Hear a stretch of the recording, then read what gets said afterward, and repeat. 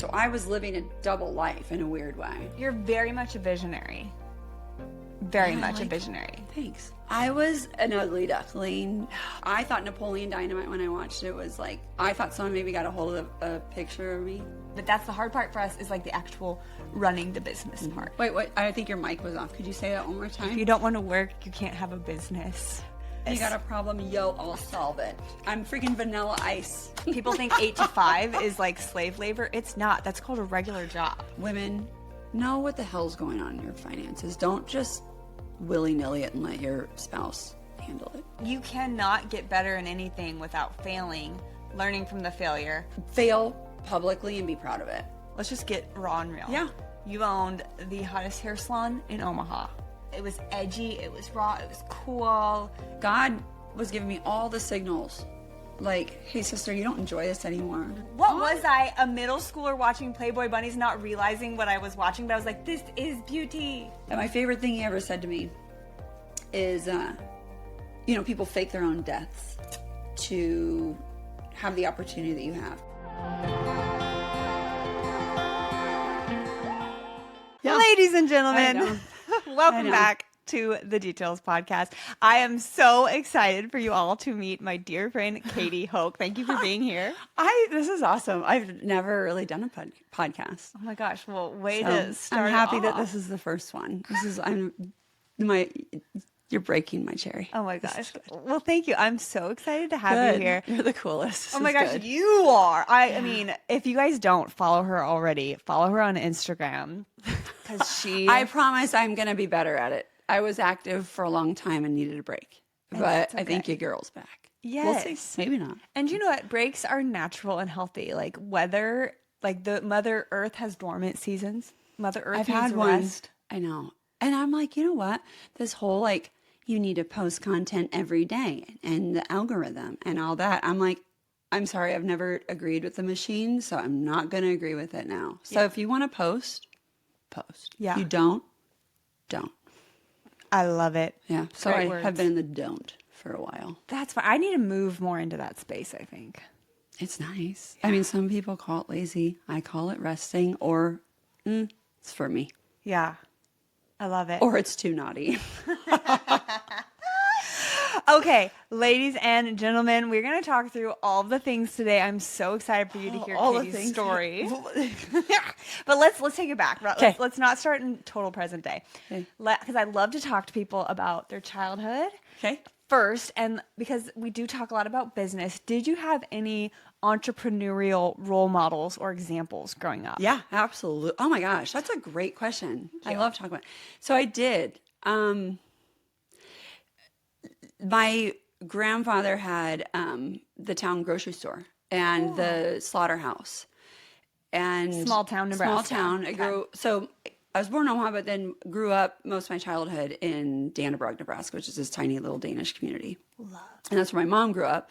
My dad's from Council Bluffs, so we're just, I don't know, long story, but we ended up there. And my grandpa ran the grocery store and the slaughterhouse. And then my grandmother just kind of ran the town. I ran the world. Love it. And I thought everybody's grandma and grandpas did this. And I thought everybody's grandmother met with the governor. Oh my gosh. And did all this stuff. But come to find out they don't. You were just special. Yeah, I moved to Omaha and I was talking to a new friend. And I was like, so when does your grandma meet with the governor? Because my grandma wrote grants for the state of Nebraska and developed this whole small town. She was a go-getter. Yeah. But yeah, I was like, your grandma doesn't meet with the governor? Who are you? I was like, all right, well, that's weird. Okay. Tuesday at 2. Yeah, my grandma hung out with Kaor and stuff. And they had, yeah. Oh my gosh. So yeah, I have had a lot of entrepreneur, I can't ever say that word, so It's okay. Whatever. Entrepreneurial. There it is. Is that correct? I don't know. Yeah. That, and then just risk takers and ideas people surrounded by me. And then on my dad's side, my dad started his trucking company, and my aunts were always onto the new thing. I think they were probably the original Amway sellers. Oh my gosh. I take the risk, do the thing. Yes. Love that. Okay, so from a young age, you were exposed to people starting businesses, taking risks, going out on a limb, investing in themselves, and kind of doing something that hadn't been done. Yeah. Love that. Yeah, I kind of thought everyone did. Oh my gosh. No. Surprise. Surprise. It's the real world. Yeah. So, when you were young, what did you think you were going to do when you grew up? Oh my What was gosh. the trajectory of your life? Like what I thought? Yeah. I'll tell you what I thought I was going to be. Right. Gosh, I like for the longest time, I thought I was going to be like the owner of like a clothing store. Oh, I could see that. And like my girlfriends and I, when we were little, we would, put fake tags on all the clothes and like have and use a calculator and like be pissed off at a pretend customer that they were doing a return. We're like, this is actually really, and we'd be pressing the buttons and have like our mom's fake fingernails on. And so I thought I was going to do that. And I thought I was going to be a teacher in college. I thought I was going to be a lawyer. What'd you go to college for? So at first I was psychology, like everybody. That's funny. And then I started working for a law firm, thought I wanted to be a lawyer, worked at a law firm, realized quickly they're miserable. Oh. It's no offense, but the ones, and I didn't like that. I'm like, wait, you don't believe the people that you're representing? You have to like pretend, no, we don't do that. Like I couldn't do it if I didn't.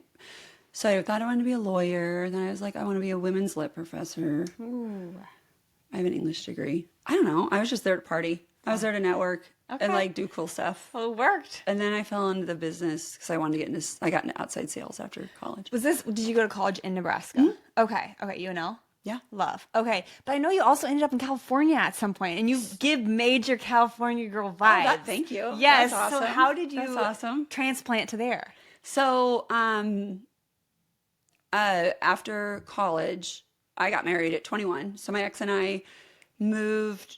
The deal was, this was like a great deal that we had. We were like, okay, if we're getting married this young, he's from South Africa. Oh, I did not know that. Yeah. Well, yeah. Yeah, he was like a surfer guy, rugby guy from South Africa. Okay. Whatever. And we got married at 21. We were camp counselors, summer camp. It was How awesome. did you meet? Were you in South Africa? No, we were camp counselors in Minnesota. Wow. Right? And so we're like, if we're going to get married, like, we're going to do 5 years, and I'm going to teach you to snowboard, and we're going to play in the mountains. And then he was like, and I'm going to teach you to surf. We're going to do 5 years on the ocean. And we did that. And that was a really, really cool time in our lives. Wow. Yeah. And had Henry out in California. Oh, your first son. Yeah. And so sweet. that was like a must. Yes. So you were in California. Yeah. Having a baby, learning to surf. And then did you find hair in California? I found hair in Colorado. Colorado! We are taking a world tour today, ladies and gentlemen. I'm breezy. Oh my So we moved to Denver, and then I was like, I want to be in outside sales. So basically I can snowboard all day. Yes. And then I was like, if I do pharmaceuticals, the doctors are going to know if you show up or not. Mm-hmm. I'm a bit of a rascal. I was like, how do I break the rules before I get the job? And then I remembered a girlfriend of mine sold beauty supplies. And so I was like, hairdressers, they don't give a crap. You show up or not? Well, they come to find out they do. And so I actually called her, and then she gave me a guy's number, and I got into outside sales and the beauty industry with Paul Mitchell and a really great distributorship in Denver.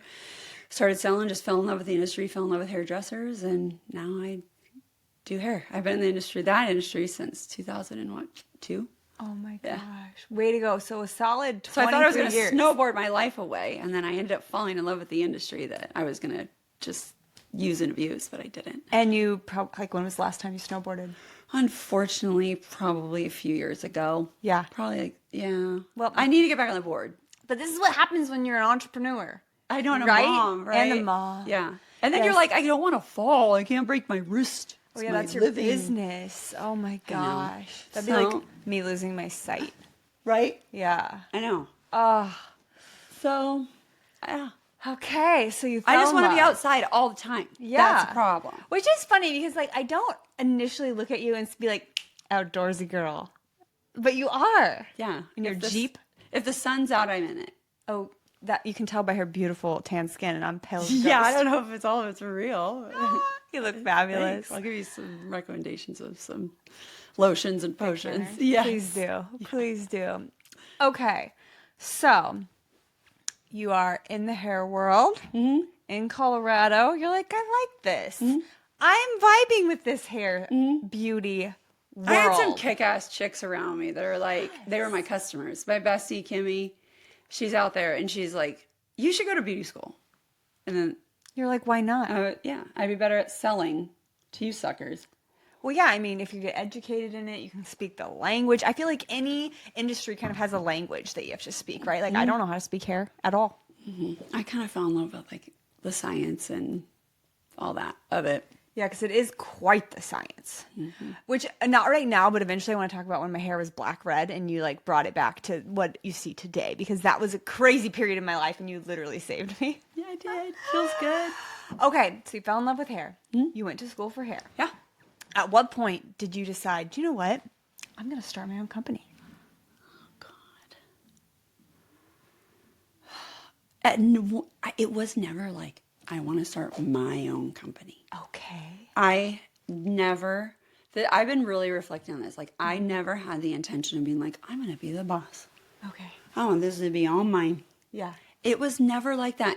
It was just like, I had these dreams and visions, and I think you can understand this as an interior designer. Like, I was like, oh man, if I had a space to create, if I had a space to do hair and bring people I love, I'd want it to look like this. And I'd want it to feel like this.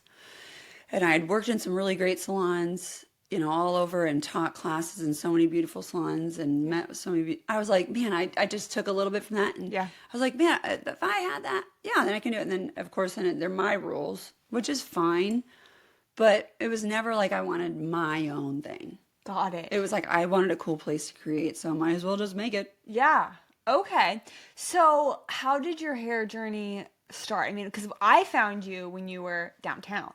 But I know you had like a space before that, right? I never went there. Yeah, we were like Northwest. Okay, so what was that like? What was like the location or like the growth? It wasn't ideal, but it was like, what a wonderful opportunity. It was already a salon, so the plumbing and the electrical was in there, so I just gutted the shit out of it and made it just a blank box and Perfect. started there. You mean, just start small, and then super outgrew there. And Wait, I had what no was idea small? how it happened. You said the you started space small. was small. Oh, okay. But was It it was- just you, or did you have a team, or It like? was just me, and then I had an assistant that was taking some of my clients, and it was just her and I. And I was like, we'll see how this goes. I don't know. I just wanted like a cool space. Yeah. I like had this like, I think it was just like the creative in me was like, I want to design this, and I want it to feel like this, and yeah. And I had little kids. Like Henry was probably 5 or 6, and Axe was 3. So I was like, oh, it's a place they can come play. I'm not bothering anybody. It's my place. It's their place, named after them. So That's such a precious age too, and a hard time to probably like start a company with little ones. Were they in daycare? Okay, so they were in daycare. You were gone like during the day. Okay, and you an assistant, and obviously you're so good at what you do. You really understand the science behind the color. You understand cool tones, warm tones, people's skin color, their eyes, and like what looks good on them. Like, I think one time you're like, when people come in and show a picture and be like, this is what I want, versus like what actually looks good on them. 2 different things, right? Totally. And I think that fact that you understood that is probably why you like grew in popularity and rapidly just started growing. Yeah, I mean, there was that. I've always had like weird sensitivity to like colors and geometry and just, I don't know. And then with all the knowledge I was given from my mentors and education and all that, and then the opportunity, it just kind of fell in my lap. So there was that. I think my biggest success with that was like a nice to have, was more like, I really like I really enjoy watching people feel good about themselves. Feels really good to see that, to like step back, fade out, watch them feel really good, take a few more minutes, look in the mirror at themselves, maybe a smile. That feels good. Yeah. And that's kind of how it was all based. But then with the natural gifts that I have, it was, I loved it.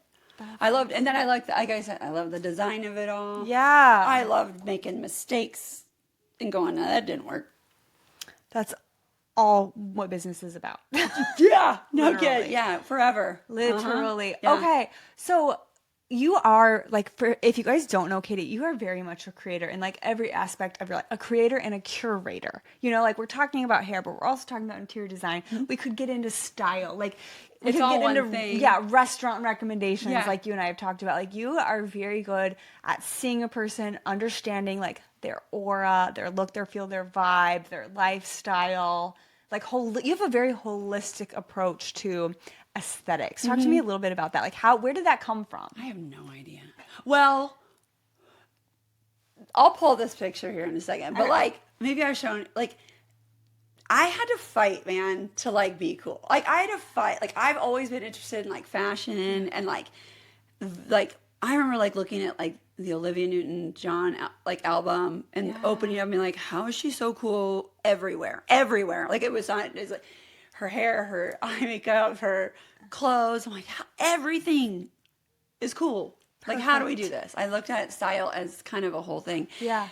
I was an ugly duckling in a major, full-blown lazy eye, patch on my eye, retainers. I thought Napoleon Dynamite when I watched it was like, I thought someone maybe got a hold of a picture of me when I was a kid. I'm gonna find it. And I was like, did somebody like find a picture of me and like, or know me from childhood, like as a raging mouth breather that drooled? Like, and create this character. I watched the credits of the film just to make sure I didn't know anybody. So like I had to like fight, man. Wow, wait, so you've had like a metamorphosis. Yeah, I was like, if I'm gonna like be like this, I gotta be cool. So I like had to look at her. I've never thought you were anything but the coolest. Maybe I was cool back then, but it was a rough go. Like when I go back into like people I've met when I was younger, I'm like, they're like, Katie? I'm like, yeah. They're like, Katie with the patch. On your eye patch. Yeah. That's so funny. I didn't have an eye patch, but these two teeth are fake. So for a while in middle school, I didn't have those two teeth, and I had braces to like pull my teeth together, or wait, separate them and then put fake teeth in. That's not. Can't even tell. Good work. Thanks to my orthodontist. Okay, so Katie with the patch. I know. I'm gonna pull up a picture here. You'll be like, no, I had patch. I had like these upside down glasses. Like, I'm not mad at my parents for like styling my, but like I think they're inspiration for me as like a first grader or kindergarten. Going to school was like Sophia from the Golden Girls. Like I look a lot like that. Oh my goodness. It was the 80s, so I had to fight, man. Oh, okay, well here you are. You're the belle of the ball. You're stunning. You're gorgeous. I can look at people's auras, I guess. I don't know. Yeah, and like honestly, I feel like you're a creative director of your life and other people's life, and it just comes so naturally to you. Oh, thanks. That's nice. Yeah, it's true. I hope so. I like doing it. I like looking at I like get the biggest kick out of like looking at someone and being like, oh my gosh, like you absolutely are like should wear this. The car I could see you in is this. The fragrance that you should wear is this.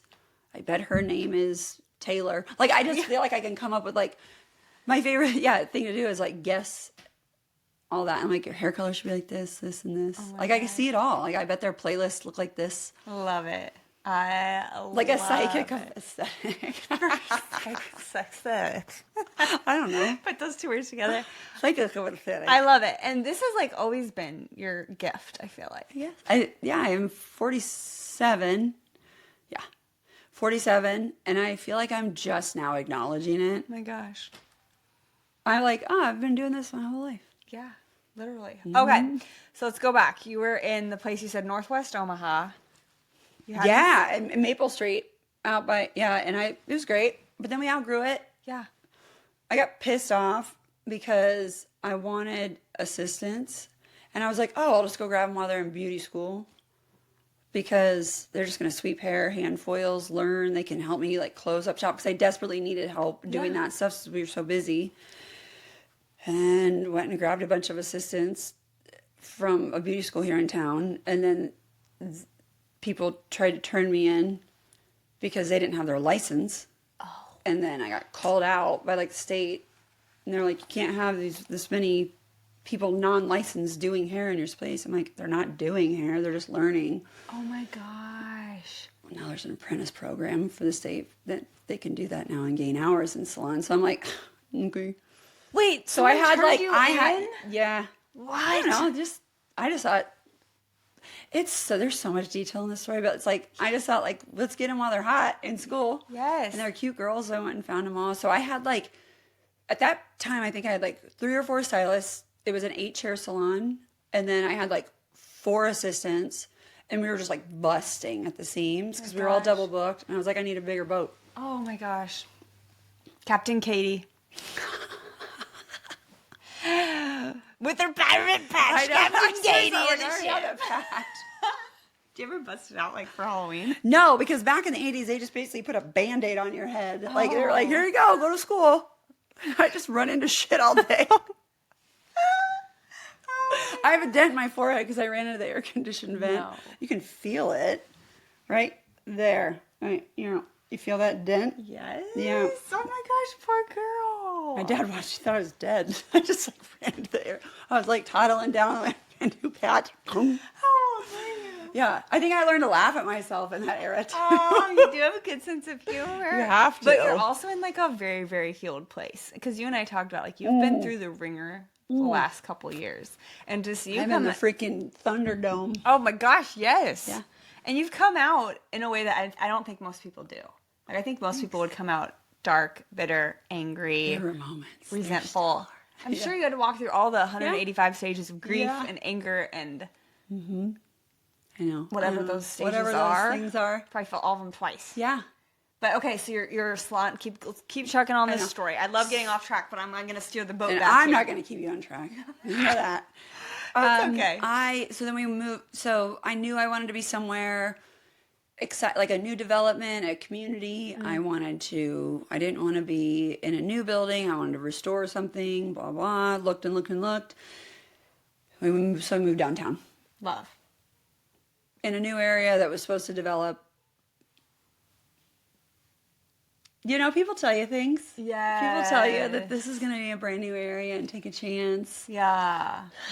We don't have to keep it in, but who's the developer on that? Not saying. Oh, okay. Well, we could take it out for sure. I'm just curious. I'll tell you afterwards, Later. yeah. Okay. Because they deserve a second chance too. Everyone. I'm not gonna burn anybody down. No. Okay. They go to bed with that, not me. That's very true. Very true. Okay. And speaking of, Hank and X was the name of your salon downtown. Had the most gorgeous tile floor. Was that original? That's original. So it was a kick-ass space, and it was an old car studio. So in the 1920s, and that they had all the cars in there on display. So that's why it's all windows, and that's why all the oil stains on there. And I fell in love with the tile and the light that came in there. So that was like an empty space. The only things that were there were the windows and the tiles and a couple poles. Amazing. And you had to do a full gut. Obviously for hair salon, you have to add a lot of HVAC. Yeah. And I remember one time you were telling me, you're like, we even added extra lights and like outlets in case the hair thing didn't work and I needed to make it a rental space. Yeah, because we opened it I signed a lease in, I think, January 2020. Okay. And then That's when you signed the lease? Oh my gosh. Then the whole world shut down in February. Mm-hmm. Did you know that was coming?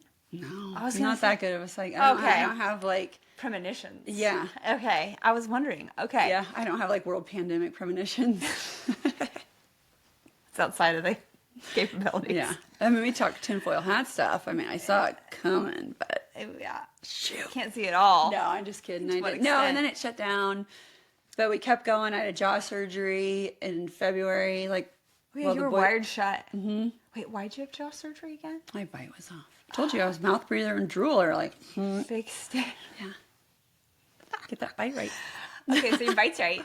Yeah, so I can sleep. All that good stuff. So I had jaw surgery, moved everybody downtown, total risk, new development, COVID, whatever, keep going. How many people were with you at this point in 2020? Probably about 20. That's huge. Wait, how did you go from 2 to 20? I don't know. You blinked. I had cool people working there. Yeah. Were you like fully doing your QuickBooks and doing your like new client intake and the front desk and hair? Like how did you like start to, because I think for small business owners, once you do start growing, the delegation. I delegated. Yeah, it's hard. I didn't know what the hell I was delegating. I was a creative. Amen. Creatives getting an LLC need a coach. Straight up. Yes. I don't care. Like, it's not insulting. No It's one should not. have gave me an LLC. No one. And if they did, you should have a coach that says, here are what these terms mean. I didn't know what QuickBooks was. I had a notebook. And I had like my software. Yeah. But then like my accountant did it all. Oh. And then I was like, okay. Okay. Thank God I saved enough for taxes this year. Like I just was just like, I'm a total creative like risk taker. I should have. And then I hired people that I liked. I didn't hire the right people for the job. I was like, yeah, you're cool. You say you can do all this. Like, I like hanging out with you for sure. Biggest mistake I've ever made. Vibes only. Like, yeah, I'm like, I want to hang out with you guys. Yeah. Like let's be friends. Right? Like, I want to create with you. No, you hire people that are like not like you, that don't have the same skill set as you, that probably agitate the shit out of you because they're not like you. They are the ones that are supposed to do that job. Yeah. Business learnings 101, dude. 101. And if you are getting an LC and you're creative, get a coach. ASAP. Get over yourself and get a coach. There's a lot of questions. So many questions when you start a business. Yeah. I had so many questions. And I think that's one of the beautiful things about Omaha is there are a lot of female business owners, and I would just like DM them and be like, hey, super random questions, but also pre-pandemic, I feel like there was a lot of meetups and like events, speakers, whatever. And you could like go make friends, like be in kind of more community. And then, COVID happened. God dang it. It's okay. It's okay. So you boomeranged from 2 to 20. Yeah. You hired people that you liked. And I'm like, I can teach them that. Yeah. I can teach them that. They're cool.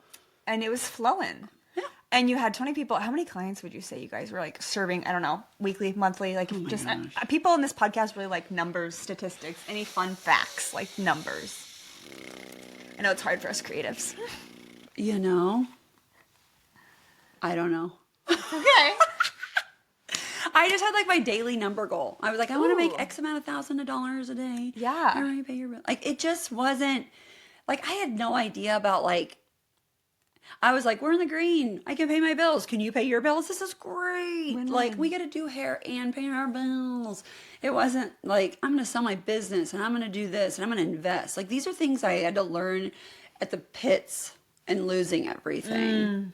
That's okay. I mean, that's why I'm saying, like, if you're a creative, have a non-creative running your stuff. Yeah. And a non-creative that doesn't want what you have. So let's go that there. sees life as a totally different thing. Like, they don't desire the same things or, yeah.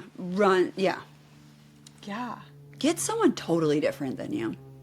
That's great business advice. Yeah. What do you wish someone would have told you early on? I wish someone would have worked it backwards from me. I've been thinking a lot about this. I wish someone would have worked the like forecasting back. I'm extremely futuristic and like creative that way. Yeah. Trends and not trends, but like what's going to be cool and things. But I wish someone would have gone, okay, let's look at this business from where it's at and build it based on these numbers back 10 years, like, or forward 10 years. Okay. You could possibly be making this much money and this could give you this kind of life and you could sell this, or these will be your options at these base camps. Yeah. Yeah. My future, I could have been like, oh my gosh, yes, I could have, I could have the boys' college saved for by then. I could have,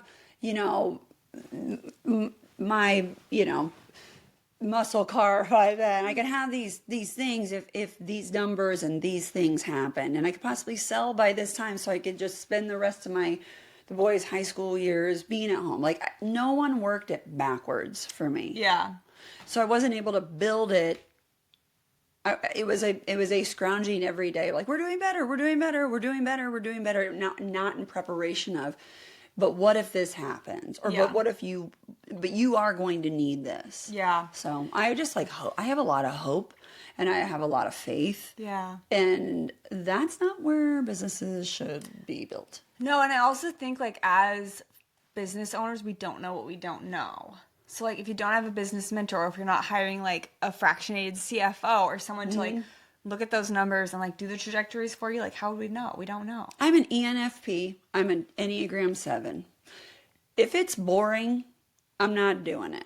If I'm not having fun, I'm not doing it. And the only way I'm going to is if someone really sets the risk and like what I can lose, the boring times ahead, all that. If you don't sit down and shut up and listen and learn this, Yeah. there has to be consequence for having too much fun put in front of you. And a lot of I think creatives and things are that exciting and having fun, and you got to sit down. You got to know the risk and the consequence of what you could lose if you don't sit down, shut up, and not have fun. Yeah. Yeah. So what did that look like for you? Oh, what part? When did you... Okay, so you have your business, you have your 20 people. Yeah. You're in a beautiful location. Yeah. You guys are bursting at the We're seams. cranking. You're cranking hard, you're hustling, you've got all the clients. You started doing House of Color, you started bringing fashion in, like you were selling vintage wear, vintage clothing, like you Yeah. were diversifying, which, as a business owner, you're like, oh yeah, that's smart, multiple Yeah, I streams mean, these of are all the income. things I love. Yeah. Yeah. And it's like diversifying your offering. You can upsell. Like these are all good, smart business things. Yeah, I never saw myself as a hairdresser. I always saw myself as a stylist. Like, this is what I always see. It's head to toe. Like, I'm like, I want a shoe store. I want this. I want this. I want all this. I want a perfumery. I want a lingerie store. I want all this stuff because it's all part of your superhero costume you put on every day. Yeah. So that's how I started to build that. You're very much a visionary. Very Yeah, I much a like- visionary. Thanks. You're welcome. And I That's think, nice to hear. I like recognize similarities, but that's the hard part for us is like the actual running the business part. Like we have the vision, we have the direction, we have the creativity, we have the drive. We don't have the like left side analytical number crunching Right. brain. I rested on my work ethic and just go, go, go.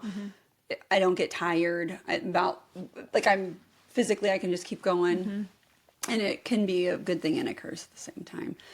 And then, I started bringing all that stuff in and with the hopes, because the feedback from my staff was like, yeah, that'll be great. That'll be, but then a lot happened in my personal life.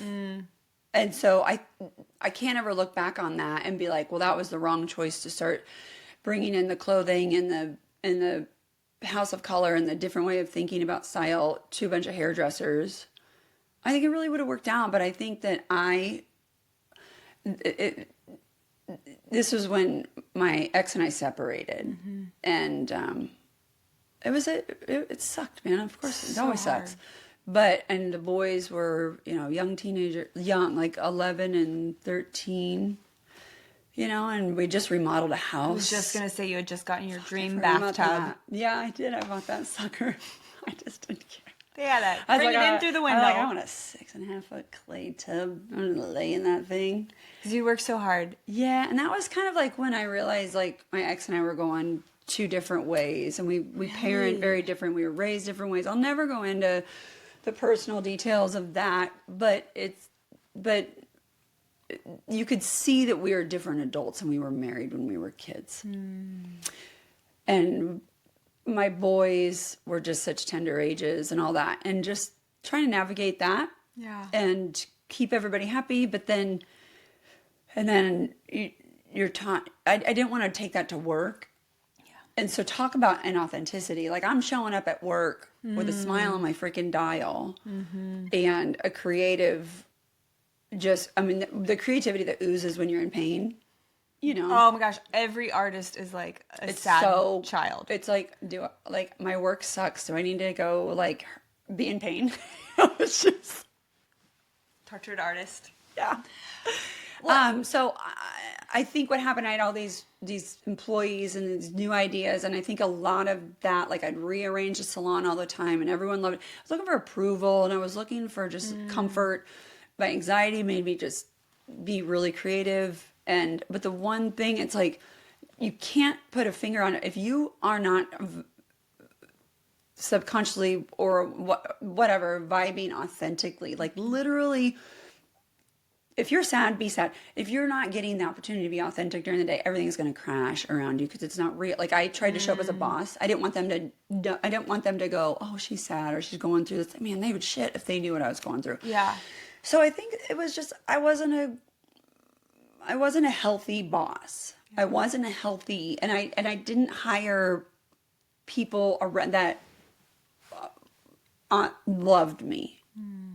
I thought they did. There's just so much to unpack there, but like the people pleasing and codependency and just things like that really came in. And I thought, okay, Katie, if you're gonna show up, you're gonna have everything done for them, and you're gonna smile, and you're gonna do everything, and then you I don't even remember a lot of that 2 years, which is hard. Oh, I can't imagine. And I also think for people who have never been in a marriage and never had childbirth and been a mother of one or two, like you don't know what you don't know. Like I just remember single Tara, or I look at girls that are unmarried without kids, like they're in a whole different headspace. And I always say this to my girlfriends, like no matter what, marriage is so hard. Because at the end of the day, like it's bringing two simple people together, and it's not going to get easier. It's going to get harder no matter what. Yeah. And so you have that. And then when marriage really starts not going well, nothing is heavier or harder or more. And then there's kids involved. So it's not just affecting you, but it's affecting these precious little souls. Like that is so much internal weight. And then trying to run a business. I can't imagine. You're trying to show up and stay comfortable for everybody, but like you're evolving in ways that are up and down. And my staff was young, and they'd never seen this kind of stuff before, you know. And so it's just my best advice, and like if I could look at any of this, my best advice to any business owner, especially a woman. I mean, I could speak. If you're going through something personal, like no matter what, get a replacement in your business in some way. Like maybe someone who's not even there, like get someone there that maybe you don't know personally, whatever, to handle the things that you're not very good at. And you don't have to be good at everything. That's another business owner thing. You don't have to be good at all. Yes. Get help. I didn't ask for a lot of help. I went in and I faked it. And that just never, that's a junky foundation. I think it also like maybe comes from the upbringing of like, you got to have it all together. You have to perform. Like you have to show up for everybody else. You have to put on a smile and like maintain everyone else's happiness. Cause I know that's like what my childhood was like for sure. So I think like that can translate to business. People have it worse than you. Get your shit together. I mean, exactly. That's just like being raised by boomers. God bless them. I mean, it's like, yes. You know, or wherever that it's like I'm hungry. Well, there's starving children in Africa. It's exactly. Like I know but that's very invalidating of your own feelings. I'm hungry. Yeah, I just want to get a snack. You know, like don't shame me for like it's like human. I know there's starving kids in Africa, and like, like okay. Yeah, so I think that the burden of asking for help is where I lost everything, and then also, you know, being a Gen Xer and having Gen Zers working for you with not a liaison in between, you don't speak the same language. So I could go, I feel like I have a PhD in different generations and how they all work. I don't know how they work at all. Right. We don't work the same. Yeah. You know? That's hard. You know, their boundaries and their you know, work-life balance is much different. And their self-care. I mean, listen, it's good. But as a Gen Xer, I'm like, self-care, don't be such a pussy. You know, like that's just how we were raised. Yes, yeah. I still think that. I don't give a crap. Like I remember when Kim Kardashian said that like, people don't want to work. People need to get out. And I was like, oh, hell yeah, I'm reposting that. And thank God, like something happened with the internet where I didn't repost it. Oh, really? And then all the backlash came out on her like, oh my gosh, I can't believe she said that and da-da-da-da. That's so gross. And I was like, thank God that didn't get reposted, but I totally believe it. Yeah. And now I'm like, oh, fuck yeah, Kim. Like you said that. I believe that. Yeah. People don't want to work. Quit being such babies and go to work. And work Thank hard. you. Like, well, work isn't fun, right? Like, I think a lot of times people think, oh, you have to have fun at work. Well, work is called work for a reason. You do have to put hard work in. It's not always fun. I even know that as an Enneagram 7. Yeah, I'm Enneagram 1. I'm a 7-8. There's this, you're a 1. Yeah. That makes sense. I'm a freaking perfectionist, and my inner critic is the loudest thing ever. You need to hang out more 7s. Okay, let's do it. But the problem is my 8 comes rearing out. I don't trust anybody. I'm like, But I think that has the past. I can mistype as a 6. Ooh, what's a 6 again? I don't know, but it's like you don't trust anyone. I don't know, but I know Worst sixes. case scenario, like your mind always goes with the worst case scenario and like how to prepare for everything. Like you always have to like protect yourself. Yeah. That makes sense. I mean, that's just like a survivor part. Yeah. So all of them are survivor parts. Yeah. Right? Yeah. Like I'm the funny girl.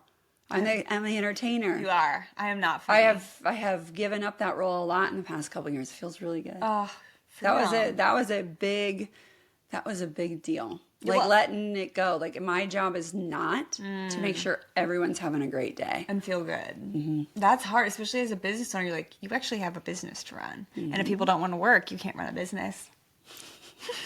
I mean, wait, what? I think your mic was off. Could you say that one more time? If you don't want to work, you can't have a business. Like, and also the fact that like people think 8 to 5 is like slave labor. It's not. That's called a regular job. I know. Like when I put it all together and like their ideal hours, you could see a huge difference. Theirs was like 22 hours a week. How are you going to pay for your life? Because like not everyone has mommy and daddy paying for stuff, you know. And if you're trying to operate fresh out of college on 22 hours a week, you can't afford rent, you can't afford your phone bill, you can't afford food. I will tell you, when I graduated college, because I had to take out loans to pay for interior design school. This conversation. Okay. Yeah. I worked at a design firm for 7 years and made $14 an hour all 7 years. How'd you get through that? How'd you? I had to get a second job. I lost substantial amount of weight because I couldn't afford food. I could afford rent and gas. What kept you going? I'm obsessed with interior design, like obsessed. And I even like, and this You is would do anything for your goal. literally, and girls, this is That's good advice. freaking gangster. That's what you do.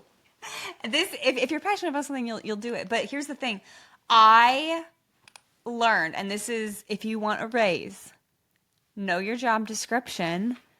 Go above and beyond, do more, bring more, and then explain to your boss, hey, over the past 3-6 months, I've gone above and beyond in X, Y, and Z, and this is above and beyond my description. I'm bringing more to the company. The company is benefiting in X, Y, Z way. Can I please, since, you know, this benefits the company and is bringing more income or more efficiency. You don't always have to bring more clients. We got a problem solver on our hands. Yeah, you could even make process and systems more efficient. Yeah. That benefits the company and then therefore saves the money. It doesn't have to necessarily earn the money. And then you could ask for a raise. You don't just say, hey, I've been here doing the same thing for 12 years. Can I get a raise? Like you have to prove Can I get an your worth. amen? That was good. I heard that somewhere. It didn't come from me. I think I heard it in a podcast somewhere. But it's like, but you really, that's the thing. This is where my burden was bared. Okay. This is where I got exhausted. Okay. Like I'm a problem solver. That's Same. like my favorite thing to do. I'm like, oh, let's brainstorm this. If you got a problem, I'll solve it. I'm freaking vanilla ice of anything. Okay. I expected that in everyone else. Same. And that is not everyone else. It's not reality. You can encourage it. Mm-hmm. Okay. I've also found that people are like that, own their own company. They totally. Don't work for and someone. This is where resentment sits in. Because, okay, you don't problem solve once. Okay, I'm going to kind of be like, well, that sucks. You're not a problem solver. Sucks for you. Let's Sucks encourage you. I'm going to give you the game, the playbook. Yeah. And then when you don't do it after you get the playbook and I've asked you to do it, well, that's just betrayal. That's just laziness. That's just laziness and I will lose respect for you. But I kept bearing the burden of problem solving. I kept getting I gaslit myself up. I gaslit by the vibe that I kept having to problem solve, and I ran myself ragged and left everyone behind. Because I'm like, I'm done burdening. I will walk on eggshells in my own company. I'm going to problem solve for these people because these poor people have to go through me going through all my bull crap.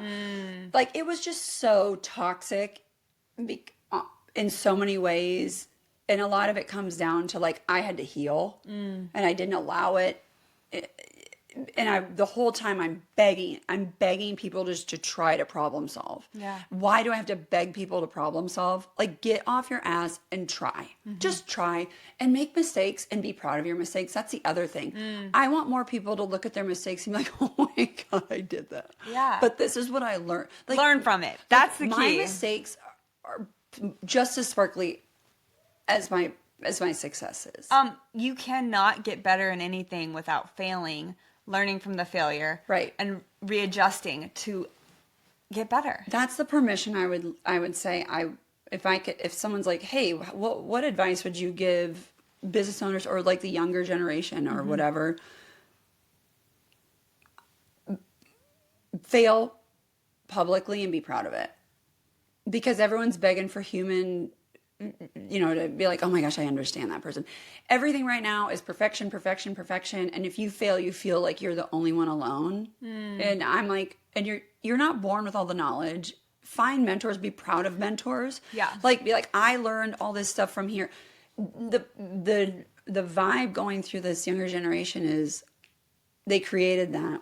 And look what I did. You didn't. Where'd you learn that information? Like, give this like human breath to like, I grew in this, I messed up here, I succeeded here, and this is a gorgeous creation of my journey doing it. Yeah. Everyone to be happier, because everyone feels like failures right now, because everyone's going, look how perfectly curated my life is. I think that's a lot to do with social media and like only putting the best out there. But for like business advice, or even just anyone in their career, I would say don't be afraid to ask questions, because nothing is more aggravating than someone who just nods their heads and says yes and agrees with everything you says, but then inside is like, I don't know what she's actually saying, or I don't know what she wants me to do. Like, just ask. There's no stupid question. Be like, amen. Hey, what's the top of our priority list today? What's at the top of our priority list this week? Or like, that's what I think is huge. Is just like, ask the question. Say, there's nothing more valuable than saying, I don't know, but I will find out. Or I don't know, but I'm going to go research this and get back to you. So I'm going to say I lost a lot in that. Like, I met with a financial advice, like a company a few months ago, and I'm like, I'm going to need a few months because I have a few other things I need to understand. What does that word mean? Yeah. Dude, I'm, like I said, 47 years old. My ex did all the finances, or, some things I should have learned. That's another thing. Women, know what the hell's going on in your finances. Don't just willy-nilly it and let your spouse handle it. That's great advice. It's not fair to any of it. Anyway. Yeah. But I'm just learning, like, what a Roth IRA is. I had one. Or whatever. I'm just now learning, like, investments. I'm now learning, like, why you properly invest in this and this and this, and like how money grows. Dude, I need to jump on this bandwagon more. Like, I'm telling, this is your superpower as a woman. Like, how like, I'm telling the masses, like, I don't know shit. I'm like, oh my gosh, I saved that money, and if I put it in a savings account, no. I just got a Robinhood like app on my phone to start investing in stocks, like individual stocks, and not like group funds or crowd funds or whatever it's called. Yeah. Yeah, I'm just like a little bit here and like there. It's exciting, dude. Yes. Like, now granted, I need a coach because I'm like, I let's need take one a too. risk. If you are a financial coach or accountant, please comment below with your information. Right? Exactly. We need to learn from you. And then I'm just like, let's invest in this company and this company because they're totally messed up. I'm like, Palantir, like, it's awesome. Put it in there. Send me a freaking hat. Like, I love the conspiracy behind all that. I'm like, no, I don't need to be investing in these people just because I think they're crazy companies. I need, help. Oh, do you know what's super fun? So much. What? This is so random. Yeah. I was Googling, like, because I don't know a lot about stocks. So I was Googling, and ChatGPT, I'm trying to like find answers and stuff. And so with my little Robinhood account, I was like, okay, what should I invest in? And I was asking ChatGPT, I was asking Google, I was like, whatever, top 10 growing stocks, top 10, whatever. Like, just follow what Nancy Pelosi's well, do you know what I did? What? Oh my gosh. I don't know what she's doing, but I'd love to find out. Yeah. But what I did was I invested in some, like, I'm going to say this wrong, but maybe it was like United Healthcare or some like healthcare company that had a major down in the market. Mm-hmm. And like, people are like, wow, that company's like about to like freaking blow up or die or whatever. It's that guy that got murdered. Well, I don't know. But then like 4 months later, Warren Buffett, his company bought up a crap ton of shares, and everyone's like, oh, Warren Buffett, this is what he does. He like goes into struggling companies and turns them around and makes their stocks soar. And I was like, oh, I invested in that before Warren Buffett. You're like, am I good at this? I'm like, I'm just so random, but I'm also so googly. You're like, I'm gonna watch a Wolf of Wall Street. I haven't seen it. Okay, that was a detour. Let's get back. I liked it. So what I'm saying is I'm learning about all these finances and stuff for the first time. I'm not afraid of it. Yeah. Like I would have been so much I would be in such a different place if I would have just done it. Yeah. But it wasn't my time. This is my time. I don't care. Someone should make a course, how to be financially literate for females. How to be a financial fabulous female. Trust us. I can do that. Financial. I'm going to talk to my financial guy. female freedom. Fabulous. Fabulous freedom for females. Fabulous financial freedom for females. For feminine. For your feminine finances. And friends. It's for life. I think that my finance dude would love this. He's like a young guy. I'm friends with his mom. And he has no idea what's coming because I have tons of questions. I read a couple books. I want to know the books. What books are we reading? I read like MBA in 10 days. What is MBA? Master Business of... Master of Badassery. Oh. No, it's business. It's administration. I need to read all of these books and do all of the things. I want to we're going to start a course. That's what we're going to do. Fabulous females and friends financing and fun. Forever. And fun. Forever and ever. Because if it's not fun, we don't do it. Right. So it's like a brunch, very cute drinks, slideshows that have pictures and numbers. That's what I want. I want pie graphs. I want charts. I don't want spatial. I need to see it. That makes sense. I need to see the pie chart. Yeah. Where's the money going? Don't tell me numbers. Don't. Show me numbers. I almost wish that math was color coded. You are very, very spatial. Especially when going from feet to yards. Like, I want to do all the feet calculations in red and then all the yardage in green. And then, like, whenever you do your times 3, you change color. It's purple when you're timesing by 3, and then you're in green. This is exactly how it should be. Yes! That's how math should be. I know. That's how all of it should be. Anything with color. Like, if colors don't match, I actually taste like a metal in my mouth. It's like I'm sucking on a penny. My sensory cross. It's something, I can't remember, synesthesia or something. I don't have the full one, which would be cooler if I did. But I found out that not everyone's, when they see colors that don't match or things that don't match, like numbers and colors, they don't feel like they're sucking on a penny. I don't. They don't feel that. Oh my gosh. Yeah, okay. I love this. We're back. Love this. We're back. Okay. You own, let's just get raw and real. Yeah. You owned the hottest hair salon in Omaha. Oh, that's nice. Hank and X Hair Salon. Every time I went in there, it was like Cool Girls Are Us. Everyone was busy. Everyone looked stunning. That's nice to hear. Yes. And you were the woman behind it all. You had it up and going. You grew it. I even loved your social media. It was edgy. It was raw. It was cool. It was very like you had talked before, like you're into skateboarding and I was. Like I hung out with all those hot skate guys in like high school and stuff. Yeah, and snowboarding and like I did that well. You're not like pageant girl clean, like you're like edgy, fun, wild, sexy. I always say like I'm the girl because this is no shit. Like when I snowboard, like I'd have my full face cosmetics on. Like I had my big red lips on snowboarding because you're gonna damn right know that I'm a fabulous woman that snowboards. Oh my god! Like I'm completely covered. You would not know who I was. Yeah, I don't know. There's always been kind of a juxtaposition between my favorite thing in the morning is I get my coffee. I get my podcast on. I sit in front of my mirror and like, what makeup am I gonna do today? What am I gonna like? It's so fun to put everything. I love that girliness, you know. That's so fun. But like a lot of my hobbies, I would say, are more tomboy. Oh, okay. I see that. I'm not super girly girl. I struggle with the makeup, which actually I might need your help with. I'm maybe looking for like a makeup artist in LA. It's not me, but I'll tell you who some are. In LA for an awards event thing that I'm going for your to. boob barn.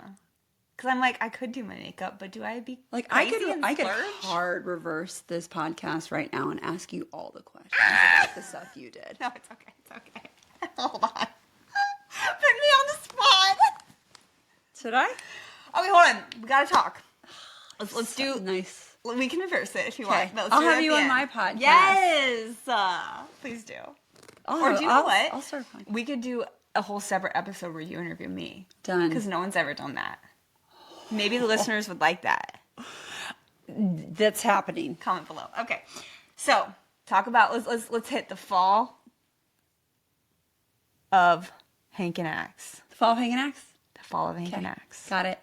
The rise and fall of a hair empire. Oh, it wasn't a hair empire. It was just a bunch of people having a good time doing hair. You know, it comes down to there's accountability that needs to be had everywhere. And I'll never... I mean, there are parts of my life in the past year where I would love just to be like, all right, I'm going to name some names. But I won't. Because that never benefits anybody. You're a classy Everybody lady. deserves a second chance. Everybody goes to bed with what they did. As did I. And the fall comes from lack of communication on all parts. I can only take accountability for mine. Yes. Such is So, life. you know, and I'm going to say I was going through so much with the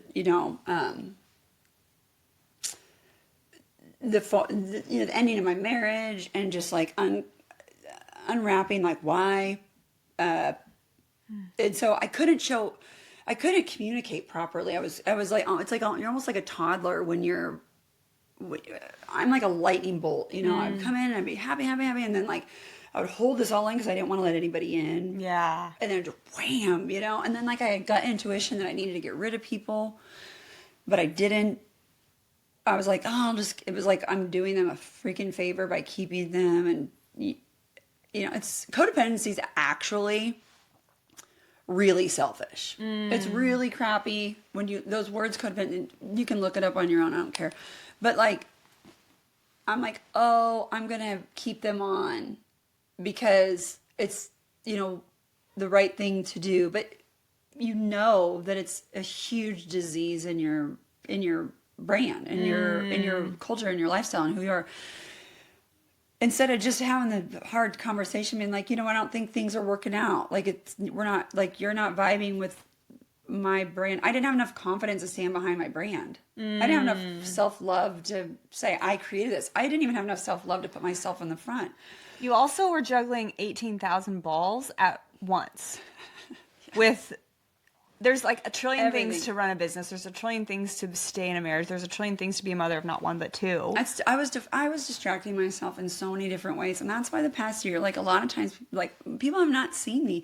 I have like gone back. I have like the stars at freaking dawn when they just kind of float away. Like I just kind of have to do that every day without, you don't even notice it happens.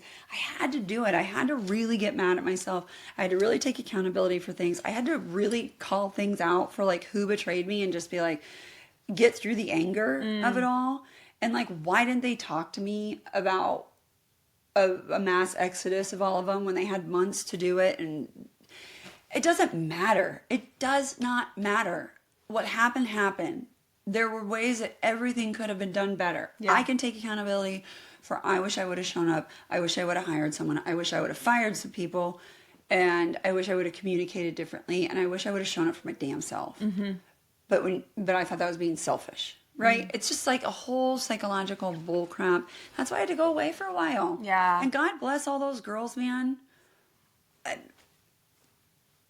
They're doing great, I think. I unfollowed all of them, even the ones I love dearly. I mean, I just don't want to see it. That probably hurts really bad too, because like you said before, you did hire people that you liked. You did have genuine friendships and a business, which are two separate things, but yours blended. Yeah, mine. I don't know. And then it's like when you're not loved at home, in your marriage in a way that you need to be. Yeah,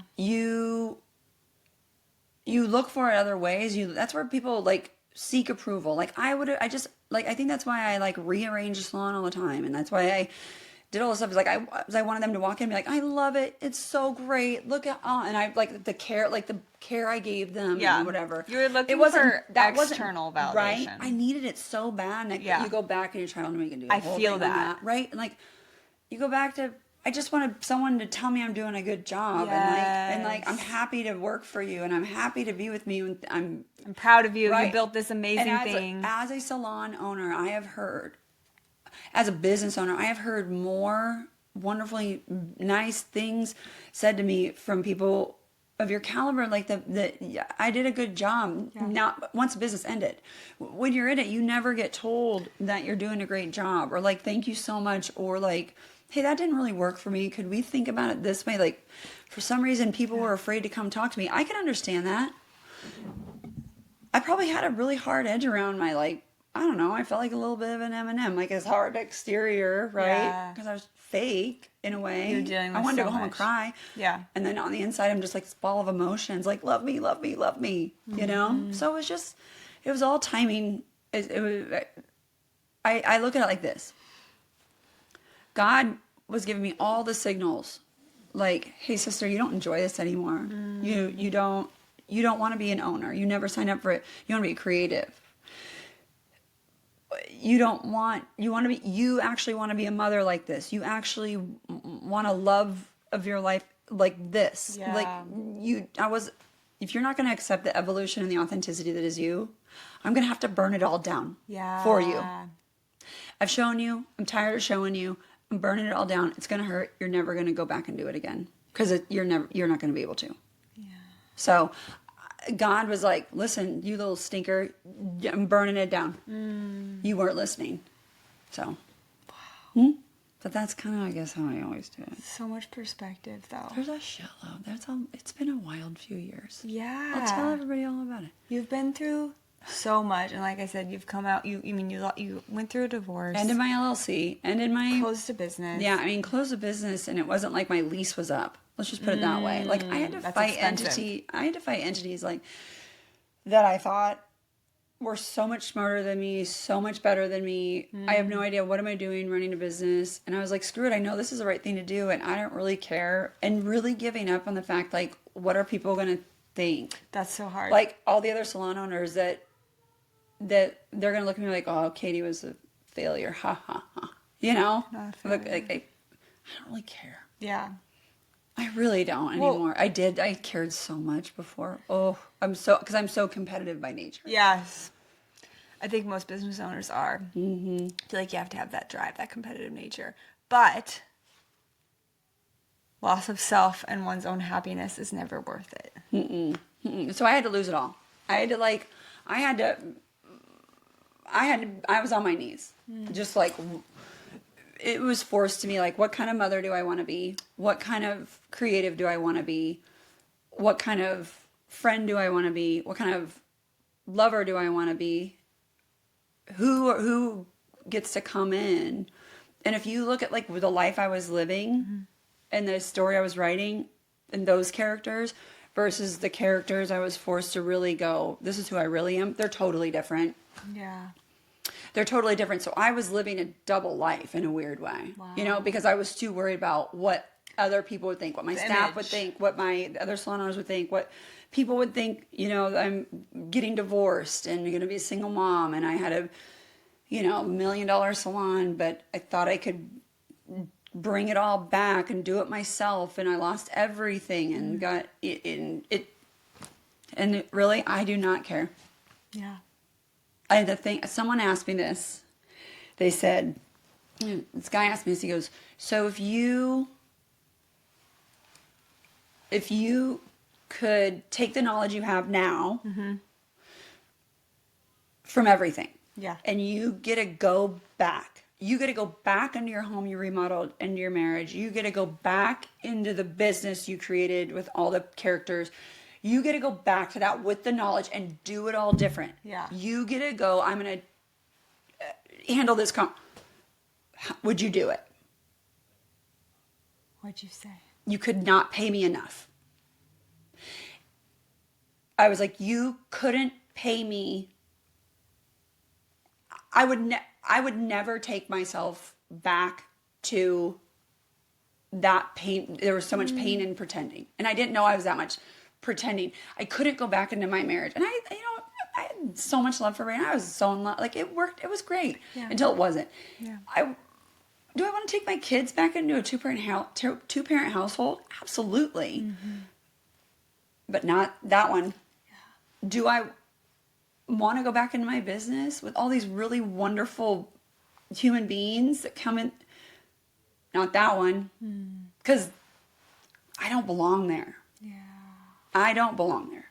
And I took it to my therapist, and I was like, is this disassociation? Am I okay? I was like, do we need to check me into a manual? Am I just is my ego, is that my ego? Oh. She's like, nope, that's healing. And when she said it, she goes, you have completely morphed out of that and realized like and forgiven that person that wasn't, that wasn't me. Oh. Like I forgave that person and sent it down the river and was like, thank you so much for all these life lessons. Thank you for everything. And like my faith, my all that, I couldn't even take that faith and all that back to that and let God do the work. No way. So, I mean, the amount of healing you've done, and it seems like it hadn't been pretty. It's been a lot of ugly cries. Yeah, but you're like at a place now where like you're very accepting of what happened. You've moved past like any anger or resentment, I mean, that I'm sure raged. But you're at a very like peaceful. I can rage. I'm a 0 to 100 girl. That's not. I wish my kids were here right now for just a segment. They'd be like, "Oh hell yeah, she's scary." Oh my gosh. But like you seem like even like you know, to have built a hair empire and to have it close, you could have come on here and been like, I'm so angry, this is so unfair, like X, Y, and Z shouldn't have happened, people shouldn't have done this to me, this shouldn't have been said, this wasn't true and it was said, and people did this behind my back. Like you could have come out here and like done a rap sheet of anger, but instead you came out here, you're like taking responsibility for your part, which is all we can do, and you're like still wishing people the best. Like you're actually in a really, really great place. Thanks. Like I don't know if I could be there. You can. Oh my gosh. A lot of angry cries. But you know what the thing is? I'm going to tell you right now. I've made the decision I surround myself with very strong people. I have, my clients are like you, like strong women, vulnerable women, creatives, not creatives, whatever, but just like really kick-ass girls. And like I have a small council of women, best friends. I'd be 6 feet under. And that's a dark thing, but I would be 6 feet under if I didn't have my boys, my faith in Christ, and my small council of women. Yeah. Period. And it's okay, man. Like to like when you go through something, I think I maybe says to you put everyone in this like sifter, and you know, like a flour sifter, and you look in there and you're like, no shit, you're here. And then who dropped through, you have to grieve. And that grief is really hard. But I'm going to tell you right now, the people that are left in that sifter, you're kind of like, am I excited about them? Yeah, we'll see what happens. They're the most thrilling human beings, spirits that they're your greatest gifts. And so like my clients, I look at my books and I'm like, I love every single one of the people that have come and sat in my chair and allow me to be a psychopath or allow me to be an amazing human being. And here for them. And like,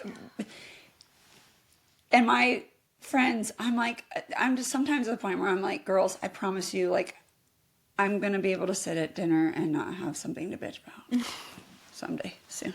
Because they have been through the ringer and back. And like my kids, I don't know, I really am thankful for every single character in my life right now. And because Katie a year ago, like I said, would have come on here and been like, well, let me tell you. Like, that's just so ego-driven and you got to shut the fuck up sometimes when you go through things and take accountability and go, and that's on them. I know it sounds easy, but anger is the son of a gun. Yeah. Well, and it's... Like, I'm still pissed. Yeah. I'm still real pissed. And that's okay, like, to have that emotion. And, like, here's the other thing. You don't have to see those people every day. anymore. Like your life has moved on. You're doing a separate thing. They're doing a separate thing. You are thriving. You wish them well, but you're over Everyone here. deserves that second chance. And that's why I'm saying, like, to be like, oh, they all deserve to learn from how they feel about all of it. And learn from their mistakes. Right? Yeah. Right. Which we should talk about. Right. You know. Because I came to your salon.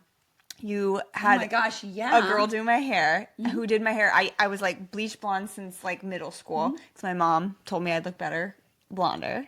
So then I thought, oh, I wasn't beautiful unless I was platinum blonde. And I also grew up during the like Girls Next Door era. Oh, hell yeah. You know, like what was I, a middle schooler watching Playboy Bunnies, not realizing what I was watching, but I was like, this is beauty. And so, yeah, bleach blonde my entire, like, decades, this poor hair.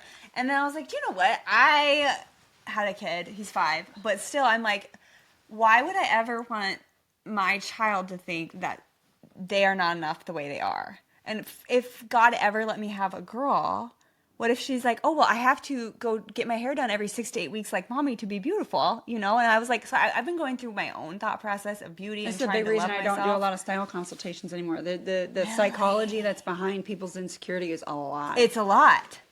And so I'm like, okay, you know, my mother wound, she said I'd be more beautiful platinum blonde. I don't think Someone she was trying to told her hurt that. me. Yes. Someone told her Yeah, that. exactly. But I believed it. I internalized that. That's on me. And so I was like, okay, I'm going to try to love myself in a more natural way.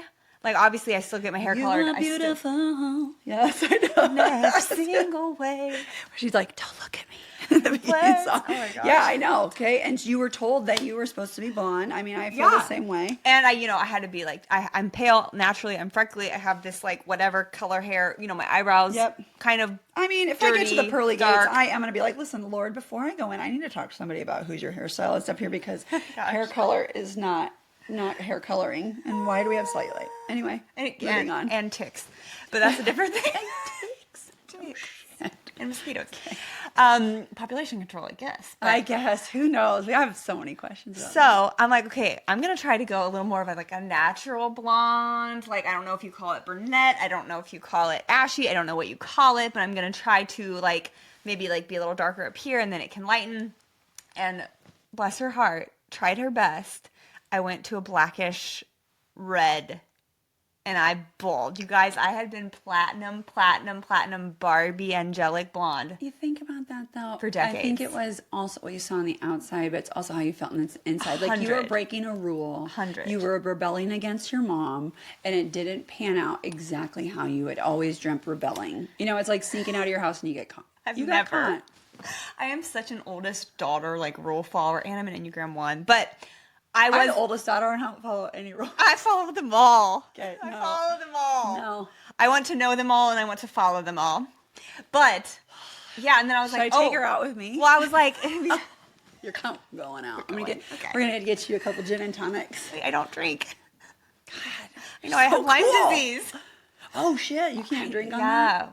Well, it's like You can't really drink on the bad. lime? But I quit drinking a year and a half ago. Lime and the coconut and don't mix it You up. can't. Oh God! It's okay. I've been. People who are quitting drinking, I was like, freaking. But I never quitters. really But now drank I'm that like much. enamored. Yeah. I didn't drink till I was 21 because I'm a rule follower.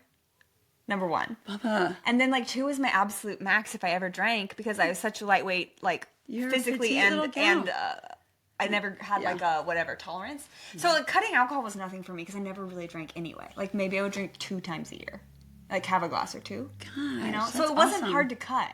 Yeah. It wasn't ever a thing for me. But anyways, that's a separate story. Not for me. I have Lyme I'll disease, take a everyone. gin and tonic. I know I should Yeah. have had one for you.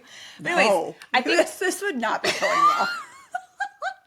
I'd be like, no, we don't want to do that. Okay. No, I'd be how pranking did you your just do neighbors. your hair so beautifully and perfectly? Look at you. I'm a hairstylist. Oh my gosh, you are. I'm trying to do the tuck. I don't know if you can tell. I keep shoving it back in the Mary Kate and Olsen tuck. Mm-hmm. If you gals are listening. I love Mary Kate and Ashley. They're some of my icons. I know. I've never been to New York, but I think if I do go, I'll walk by their building and be like, respect. And good for them, There you go, bud. Thank you. It's just like a little Here we effortless. are. Oh, yeah. Oh, wait. Turn to the side. And you kind of crunch it in the back. Then you always have to get a little bush there. Yeah, squishy. Booshed. Okay. There you go, bud. So I went blackish red. And I was like, I'm ugly. No, I'm and so you looked ugly. great. I'm You so looked great. ugly. You looked really good. And so I was just bawling. And then we tried like 2, 3, 4, I don't know if it was 5 times. And it got to the point where it was still orange. It was still orange. It was still orange. It lightened, but it was still orange, like an orange with a red undertone. And I was like, I get it. My hair pulls brassy. I've always known this about myself. Everyone's does. Always. Okay. Good to know. But I was like, but this is not it. I was like, and I know I can be not platinum and not orange. I'm like, I know there's a middle ground. Where is she? And then it got to the point where, bless her heart, she was like, I've done all I can do. I was like, thank you for your honesty. And there is something about when I always appreciate when an artist, as I've done it myself, where you're so in the weeds, where you're like, I have too much in this. Like the creative zest is gone because it got too emotional and it got too complicated. I need to step away. So when hairdress, I've had a few clients and I've had to do a few clients where I'm like, I'm resenting this because we're all exhausted. Yeah. A fresh new set of eyes needs to go on this. Makes sense. So makes sense. Yeah, and I looked at what happened with your hair, and this is where I'll put photos up. This is where I do lend a little like forgiveness in a way. Like I don't think, as someone who went to school, and I was blessed, I got to go with like some of the creme de la creme with Paul Mitchell, and I was really, really lucky with how I learned how to do hair color. I worry that schools aren't going into like a lot of formulation and the science and like the color correction. A lot of these schools after COVID have been pressed to, and I'm speaking on something this is my assumption, okay? Because I've worked with the ones coming out of the school. They get pressed to go on the floor and make money for the school with clients. They're not, because the school doesn't make money when they're sitting in a classroom like literally screwing up a mannequin head on purpose to see if you can bring it back. Like turn this mannequin head black, now turn it blonde. Like the discovery and formulation and health of hair and stuff, I feel like these schools don't have the time to do it. I'm not seeing it. And so I think that the younger generation, they have to really seek out formulation, and formulation isn't something you can necessarily put on Instagram or TikTok. Your TikTok. The tickety-tock. The ticky-tackies. I like ticky-talks. I kind of am getting into it. I don't have TikTok. I mean, on my phone. I kind of was like, I don't care. I paid a girl to put my reels on a TikTok.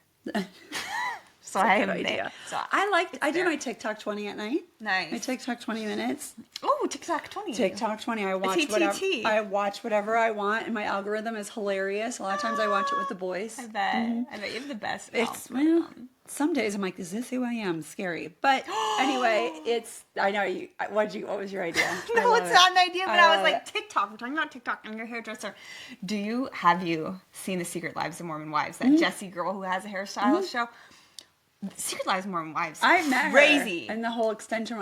We were in a class. Oh my gosh. No big deal. That's She's never going to be like, oh, yeah, Katie. But she was actually extremely nice. I bet. Yeah. Oh my gosh. Okay. TikTok, go on. I don't know.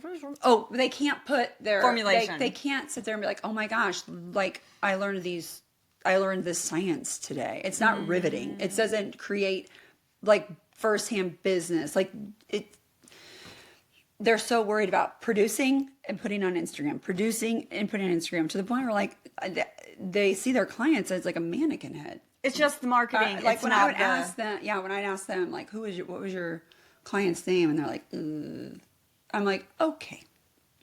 There's an element missing of the human connection and the formulation, like the detailed stuff that get you through moments like your hair. That hard work, that boring work that they're not getting at school. My assumption. Now school owners are going to come to me and be like, well, I do this. Well, and I'll be like, well, then show me. What we were saying earlier about like the younger generations is I almost wonder if like the education system has had to adjust, because like the type of rigor I went through, I can't imagine a young girl like no one would go through that course. Right. So I wonder almost, and this is just like me, like they above my body. Like this, like instant. I wonder if the educational institutions have had to like bend and flow and ebb based on what kids will even show up for. Absolutely. Like, are they going to sit there and go, okay, we're going to do a whole class on hydrogen peroxide, and what it does with like different alkaline type hair colors. They're going to be like this. And they're going to be on there. That's The other thing, apathy and attention like span. exactly. So Yeah. I'm certain that, you know, but then now they're tapping into like AI. They're like, okay, here's her picture. Oh. Here's what she wants. What's the formulation? And by God, it's pretty darn good. it. But it's the Human element. It's the tenderness of going like, girl, you are going to look like a crazy person. Yeah. Well, and not having your hair fall out, which was after how many times my hair had been through the ringer, we were worried. And like it did a little bit, but not bad. Like you really saved it. But like you were saying, I think it was like they kept using purple because they were so scared of green. Was it The green? basics of the color wheel weren't. And that's what my hair needed was green to get the orange and Red. red out. It was mauve. I was mauve. But not in a cute, sexy mauve. There was spots of mauve. There were spots. I had a stripe. You had like little Moments. polka dots of mauve. I mean, the thing is, a girl like you could go out in the world and put your shoulders back, and as cool as you are, other girls would be like, "Is that a thing? Should we get mauve?" They would never. Spotlights. We're gonna call it mauve lights. Mauve lights? Mauve No, they spotlights wouldn't. on the hair. We're gonna create a new trend where you get like little mauve spotlights. I And love that could you have done think it. I have Like, that much confidence because I don't. Well, you should. Have you seen Boot Barn's headquarters? I'm sorry. I'd buy a billboard in Omaha and put myself on there, and I would have one of those billboards where they'd be like, I did this, and I did that, and I did that, and I did that. And have you ever, when people are called the next big thing? Oh my gosh. If I do what you did, oh my God. Oh, that's so funny. Do people look at billboards? I do. Oh, okay, that's good to know. Yeah. I don't know why. I feel like I do look at. Like, there's the ones when you're driving down I-80, it's like seriously injured. And one actually goes, no, but thank you so much for asking.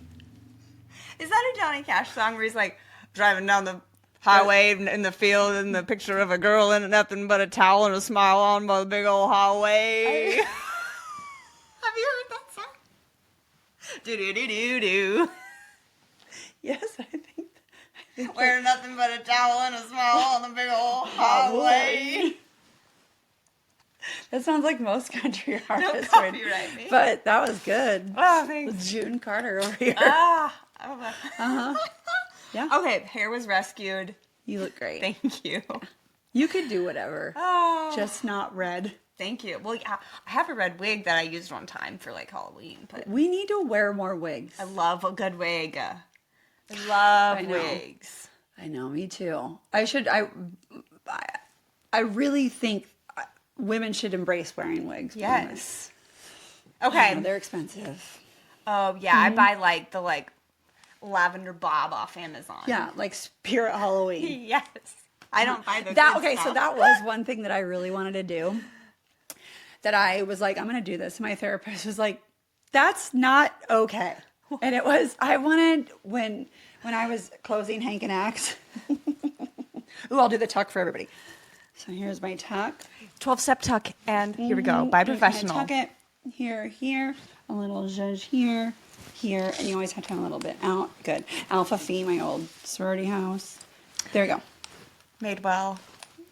I wasn't in a sorority. So you would have been mine. You would have been a drinker. Anyway, I wanted so bad to put up Spirit Halloween signs in Hank and Axe.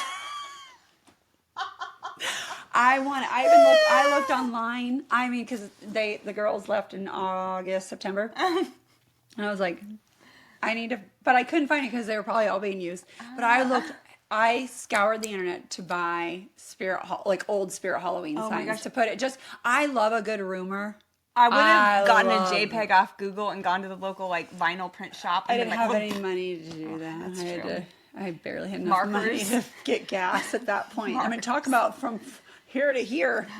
Yeah, that's another That's a big story. one. Yeah, scrounging for quarters in the console of my car to go get my kids' cough syrup. Oh, That's no shit. that's hard. Yeah, I wouldn't change it for the world. Yeah. Makes everything. Talk about perspective. That was That's a like whole other podcast. Me in college when I wasn't eating and I had to find change to buy something at a vending machine. Did you donate plasma ever? No, because I'm terrified. Oh, that's right. That's a different story. Don't do it. I don't recommend it. No. Yeah, I should have got the Spirit Halloween, though. That's so funny. Wouldn't that have been great? That's so funny. Hank and Axe closed, and it's a Spirit Halloween now. I like that you had comedy, though. Oh, it's the only thing. Like, the rumors I wanted to start. Like, Because I heard a couple that were, whatever. What rumors did you want to start, and what rumors did you hear? I mean, oh gosh. Like, you guys were selling drugs? Should have. I wouldn't be broke. I'm just kidding. Feet pics? I don't know. Should have done that before everyone started doing it. I mean, there's a lot. Just dumb. Yeah. Yeah. That were hurtful, but I'm just like, oh God. And so then that's why I would always like want to try to get ahead of it. Like, got it. Turn into a Spirit Halloween. Yeah. It's the spirit of Halloween. Yeah. Which is coming up. Do you know what you're being? Are you dressing? Oh, I think about it a lot. I went as Pee Wee Herman for like 5 years in a row. And then I think this year a couple of the ideas I had. Well, one of the ideas I want to go as that rose guy downtown. Who's Rose Guy? The guy that has the roses. Who's he? Just I don't make it out of the house enough. it's this guy that sells roses. Oh. And he doesn't talk. There's a movie on him. What? It's really sweet. But he like comes up to dates and he has this big thing of roses on, and he comes up to you and just stares at you like. And the only thing he can do is be like, no thanks. He's like, and he goes up to guys and they're like, yeah, we'll take come. And he's like, $40. I mean, the roses are so expensive. But I mean, do it. He makes a lot of money. What a hustle. Mm-hmm. There's that. I don't know. Like, I went as a genie or a psychic. Last year, and I would tell people it's more for my entertainment. Yeah, well, you're such a creative. I think you would love. And an asshole. Go as pirate. I want a pirate. Stay in character all day. Yes. You only drink rum. Oh my gosh, that'd be so funny. Yeah. That'd be so. Well, I think I might have to be Optimus Prime because my son wants to be Bumblebee.